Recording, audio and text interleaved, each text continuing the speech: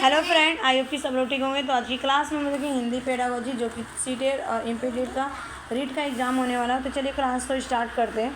आप लोग का क्वेश्चन में फर्स्ट है, भाषा के शिक्षक होने के नाते छात्राओं में सबसे शब्दों के शुद्ध उच्चारण का विकास कराना एक प्रमुख चुनौतियां हैं। तो किस तरह से करवाएंगे? तो देखिए यहाँ पे अगर आंसर बात करूँ तो बच्चों को लेखन की शिक्षा देंगे, बिल्कुल सही है।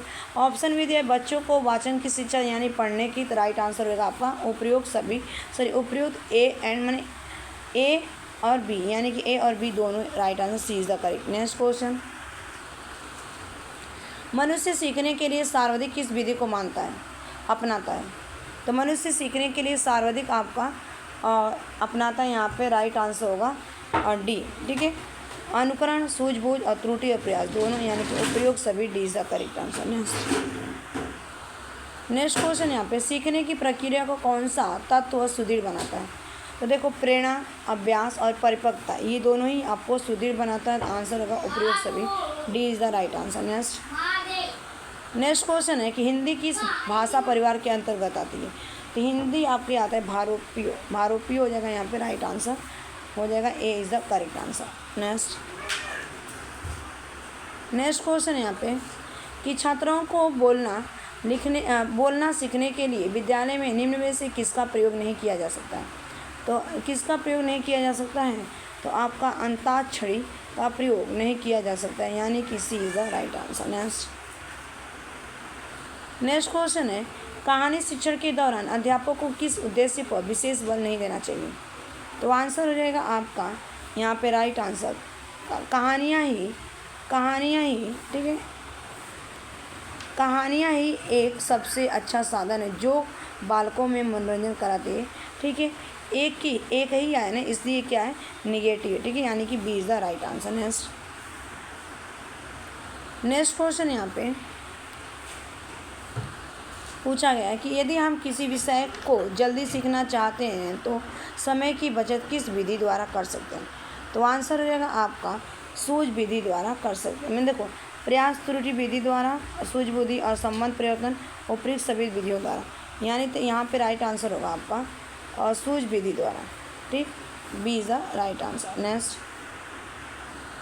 नेक्स्ट क्वेश्चन है, भाषा अपनी बात को दूसरों तक पहुंचाने का एक माध्यम है। समाज में भाषा के मौखिक रूप का महत्व सर्वाधिक होता है। निम्न में से कौन भाषा की मौखिक अभिव्यक्ति के प्रकार में सम्मिलित नहीं है? तो आपका सम्मिलित नहीं है पूछा गया है, तो राइट आंसर होगा कहानी लेखन, A is the correct answer. Next question यहाँ पे पूछा गया है कि निम्न कक्षाओं में शिक्षण की खेल विधि आधारित है। तो आंसर हो जाएगा आपका निम्न कक्षाओं में जो शिक्षण की खेल विधि आधारित है, विकास एवं वृद्धि के मनोविज्ञान। ठीक है, विकास एवं वृद्धि के मनोवैज्ञानिक सिद्धांत पर, C is the right answer.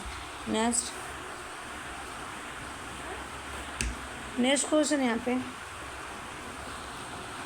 पूछा है। नेक्स्ट क्वेश्चन आप लोग का कि निम्न में से कौन से कथन को सीखने की प्रक्रिया की विशेषता नहीं मानना चाहिए?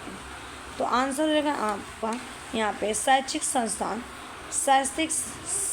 संस्थान ही मात्रा जहाँ अधिगम प्राप्त होता है। देखो ही आया ना मात्रा, इसीलिए क्या ये निगेटिव है। ठीक है, यानी कि A is the right answer.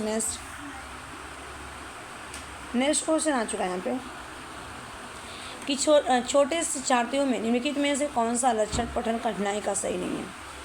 तो आंसर हो जाएगा आपका यहाँ पे पठन गति और प्रवाह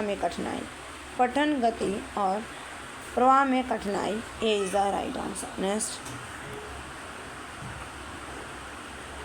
नेक्स्ट क्वेश्चन है यहाँ पे कि निम्नलिखित में से किस मनोवैज्ञानिक ने अधिगम का अनुबंधित अनुक्रिया सिद्धांत का प्रतिपादन किया? तो आंसर हो जाएगा आपका पाव खाते और बना पोचा से, तो पावला हो जाएगा यहाँ पे राइट आंसर होगा। ठीक है, ए is the right answer. Next, अध्यापक के लिए आवश्यक है। तो अध्यापक के लिए क्या आवश्यक है बताइएगा? तो अध्यापक के लिए सबसे पहले कि विषय का पूरा ज्ञान होना, बिल्कुल से शिक्षण विधियों का ज्ञान होना, छात्राओं की जानकारी, यानी कि राइट आंसर उपयोग सभी। ठीक है, उपयोग सभी, D is the correct answer. ये आपके 15 क्वेश्चन थे पेडागोजी के। Thanks for watching this video. Bye bye, take care, have a nice day.